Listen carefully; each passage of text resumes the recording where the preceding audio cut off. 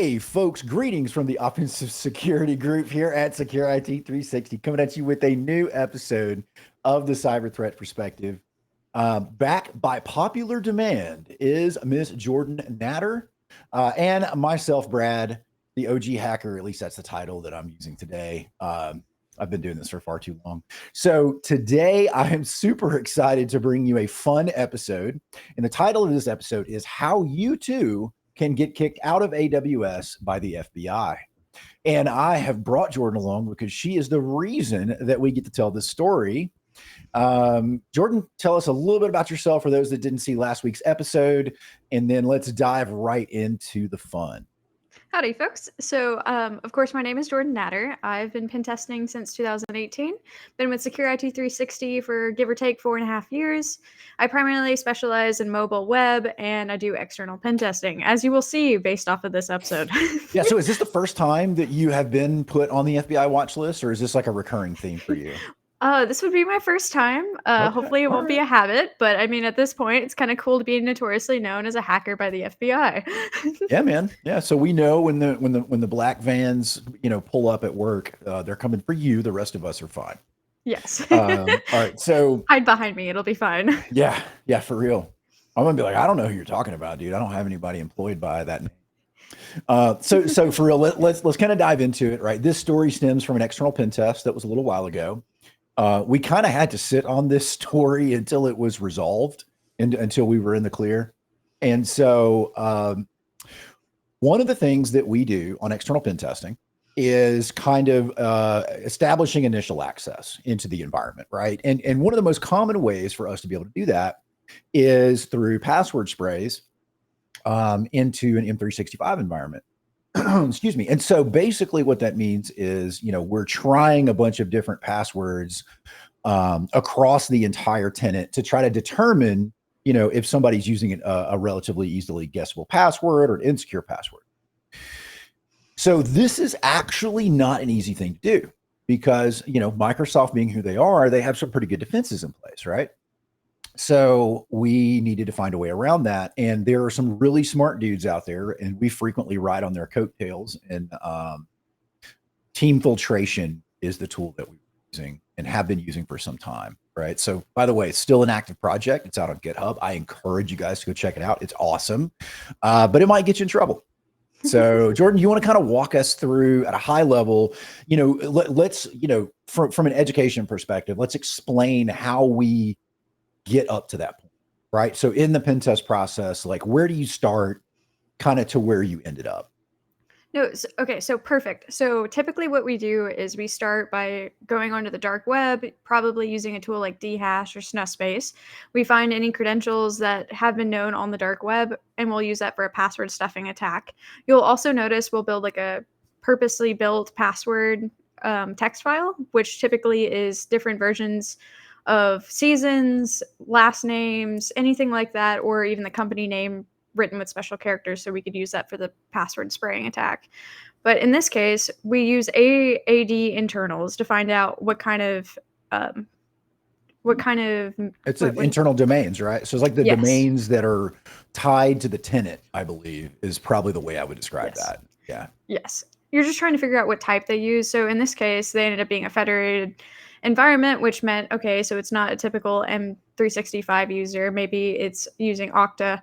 And so you kind of chase the rabbit down that hole. And I realized that they had a specific naming convention for what they were using for their STS. And so for those of you that don't know, I want to explain what we're talking about really quick, right? Because you just did like super quick, like terminology, right? That a lot of people may not understand. So let's take a moment to kind of disassemble that and explain it, right? So in a normal environment, and I'm saying normal as in like a common environment, right? You stand up an M365 environment in the Azure tenant, and that handles all of your email for you. And so if you send an email to it, there's actually an alias on the back end that's like on Microsoft.com or whatever. And Microsoft is managing your email gateway. They are your email gateway. The problem with that is twofold. First, as we've established in several different episodes over the last year or two, Microsoft's spam filtering / email security, not the best in the world, right? It's pretty decent, but it's not the best in the world. So if you want to elevate that, you might go out and get an email security gateway that is not Microsoft. So basically, at this point, you're front ending your email with something like Mimecast or Okta. And so really it's more than just email, right? Now we're front ending like your SSO, your single sign on. And so if you don't like using Microsoft, you can use something else. And the cool thing about using something else is it can work internally, externally. You can SSO anywhere you want, but some people take it to that next level. And so when they do, we got to figure that out, right? Because a big part of our external pen test process is again gaining initial access through compromising credentials. And you're going to hear this phrase, you've heard it here on the podcast before. You're going to hear this phrase very frequently in the future, is that identity is the new perimeter. So what does that mean? Well, it means that we're not hacking firewalls anymore, right? We're not breaking into environments through the DMZ into internal networks and stuff like that, because we've kind of eliminated all of that for the most part. And now people that are working from home are logging into their environment through whoever this identity provider is. So that's kind of the new perimeter. So that means if you get an account, you're effectively breaking into the organization, right? And then we have to worry about MFA, but that's a whole nother conversation. So said all of that to say, Jordan, you found out they were using, I don't know if it's Okta or Okta. So No, I don't know. Somebody comment please below and tell us what the right pronunciation for that identity provider is. But anyway, continue, please. I was gonna say, I'm too Southern to know how to pronounce anything. No, me too, dude. Too. But no, in this case, so I followed that rabbit and I was using O365 Spray, which is also another tool you can access on GitHub, open source. By all means, check them out. They're really cool. They do great stuff. But that was one of the tools I was using. And so I had to figure out a way where I could use that tool in particular to spray their environment. Well, I did. They found out I was doing it. So there's more to that, right? So one of the challenges with any identity provider is that if you try to log into a bunch of user accounts with one IP address, like it's really easy for them to detect. They're like, why is 1.1.1.1 like logging into 72 different accounts? Like it doesn't make sense. Block that IP address. So the very basic preventative mechanisms exist. Well, one of the ways that some of the tooling that we use gets around that was by creating AWS application proxies. And if you don't know what an application proxy is in AWS, it's basically a pass-through URL where you can make a request to this URL and it will forward the request to the downstream URL that you want to actually contact. And the reason that is super cool for us is because now the IP addresses rotate, right? And we're coming from an AWS IP, which, by the way, if you've ever tried to blacklist AWS, it's impossible, right? So one, they have like infinite IPs. And two, you really don't want to do that because you'll break the internet, right? You'll break you got users coming through AWS. And so there's all of these reasons that coming from a trusted provider like Amazon offers some level of protection for us. And it kind of masks our activities, right? So if you've ever heard the like internet meme from the 90s, with like, I'm coming from 72 different IPs, like or proxies, like I'm funneling through all these. So we still use proxies today, guys. And it works really well. But the mistake that we made is that we were using our corporate AWS tenant to spin up these proxies. So continue on with the story. I did want to add. Yeah, please, by all means, go ahead. I did want to add one other point though before we continue on. And another thing that I wanted to reiterate was specifically the fact how we're doing this is the same way like a normal bad actor would, which is why we're going through the proxies and you're seeing all of this different traffic. We're also only testing one password per hour, so we're hoping to mitigate account lockouts for the client. So that way, if an actual user happens to mess up their password, let's say 2 times while trying to log in, they're not locked out of their account because of what we're doing. That's a really good clarification. We're doing this responsibly-ish, right? We're doing it more responsibly now, right? After we got burned, but yeah, no. So that's a really good point. And most of these tools will have like control mechanisms that are like, yeah, I don't want you to try more than one password per hour. And so you mentioned something earlier about Snuspace and what was the other one? Dehashed. Dehashed. Mhm. So these are really cool dark web repos where you can go pull passwords, right? Compromised from data breaches. So let's say you create an account on like a parking app, but you use your work email. That app gets popped. All the databases, all the usernames and passwords get exposed. Well, now that's in a database somewhere that we query. So we pull that. When using that, that's what's called credential stuffing. And so we're taking the username and the password and we're presenting that to the identity provider to say, hey, is this valid? Right. Most of the time that doesn't work. We've had it work a couple times, right? It's just not super common, I think. And then we move to password spraying. And password spraying, to your point, which I think you explained perfectly, is we take one password that we think might work and we try it on every account, right? Where do we get the accounts from? From Recon, which is when we're looking for any emails we can find off of the dark web, or just by like going to phone book ZZ. If you're aware of that tool, that's another great tool. one. They have changed a little bit on how you can sign up for accounts and actually get that information now, but that's a really good tool. So Yep. just anywhere we can find emails, whether that's going to LinkedIn and looking for people off that company list and Yep. pulling specifically their emails, or maybe going to their website if it's a law firm, because they tend to always show you what the lawyer's emails We love are. law firms for that, Yes. right? Here's all You the do make email our life addresses, easy. which is, by the way, that's what you log in with is the email address. So now I've got 50% of your credentials if you're not using MFA. Thank you for So giving me your naming convention. Appreciate yeah. that. Oh yeah, that's another piece of it, right? Is that we have to figure out what that naming convention is. But here's where things get really interesting is the naming convention is important to us because there are several endpoints, API endpoints within Azure that will tell you if an account exists or not. And so, yes, we do the OSINT stuff. Yes, we do the dark web stuff. But then we take that and we learn the naming convention from that. And then we will enumerate all the users in your tenant, right? Because apparently Microsoft is chill with just handing out your entire, structure of email addresses, right? And so there's a lot of things that we can do, but there are defenses against that, right? So there's throttling, there's IP blacklisting, and so again, that's where we start getting into like having to use proxies, and that's why AWS was good for us. So we go through this entire process. We build the user list. We build a password list that we think is going to be successful, and then we start the spraying process.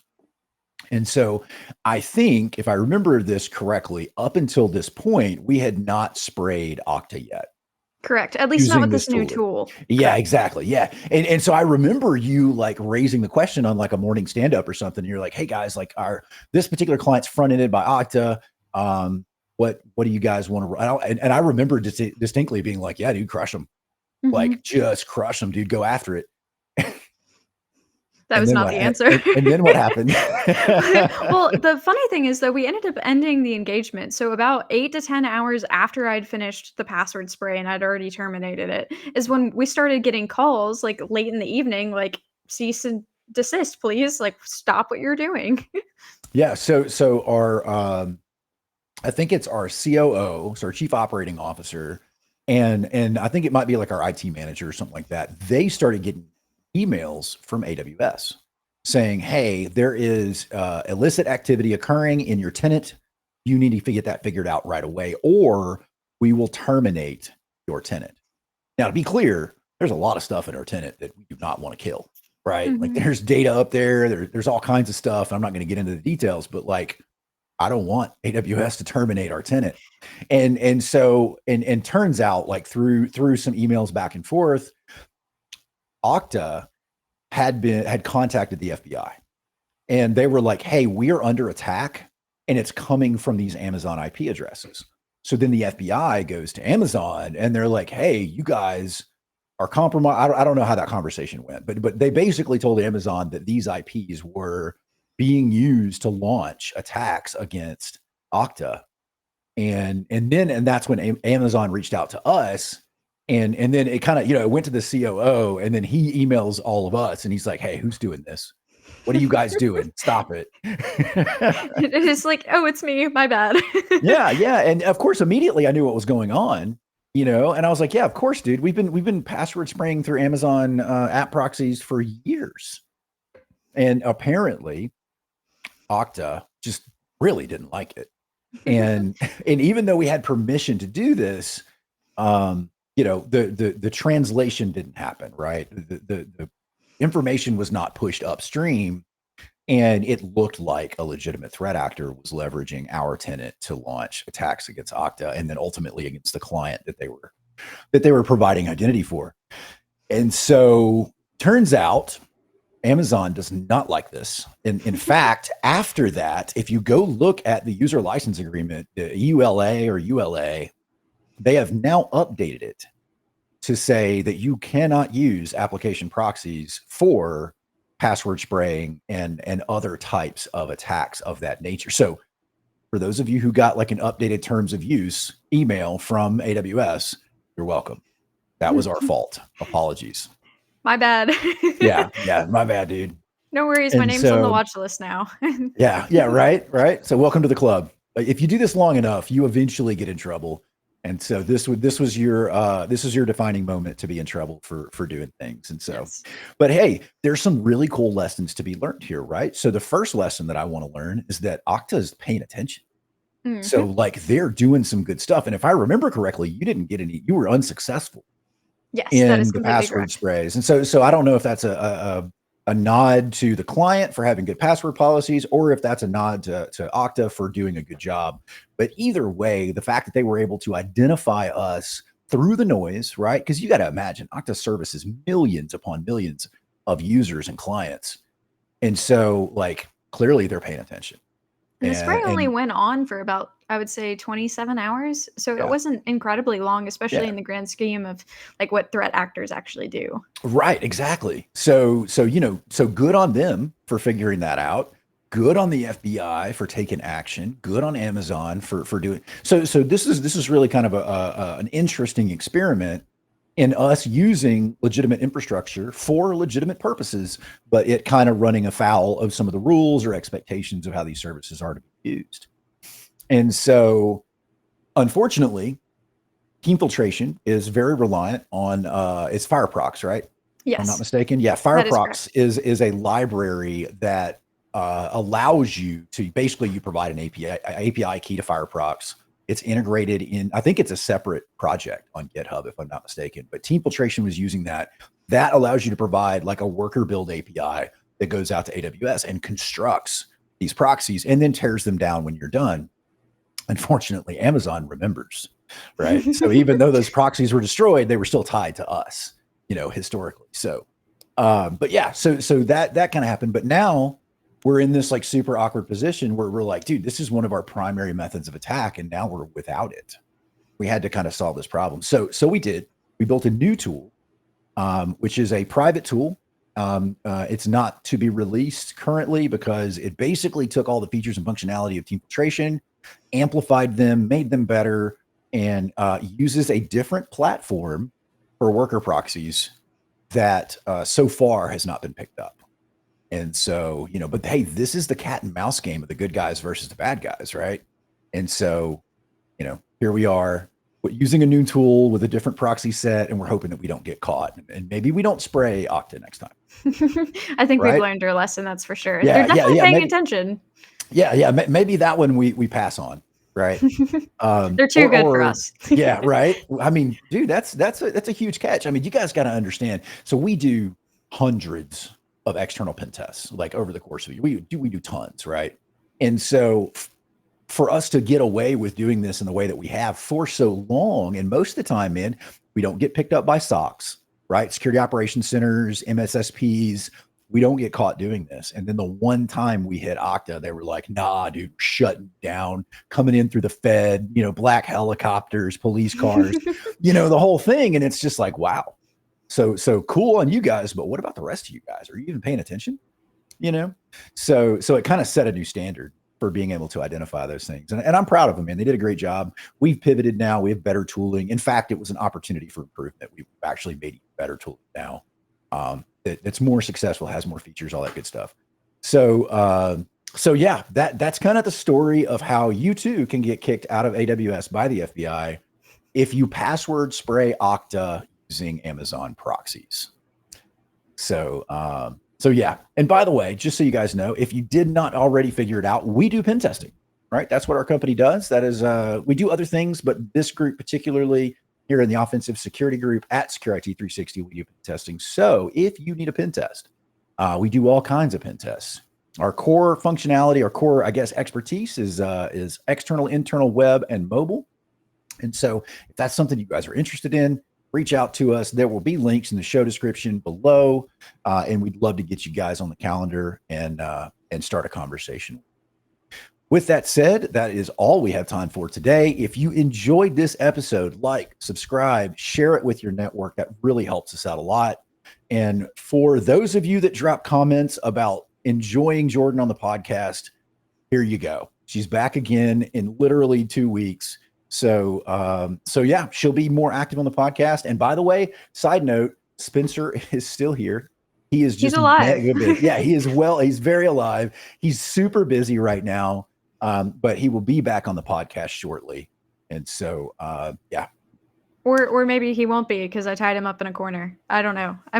Maybe you're taking over the whole thing. I don't know. It's my podcast between now. You guys. Yeah, you guys can fight that out, man. So, all right. Well, listen, you folks have a great day. We will see you next week.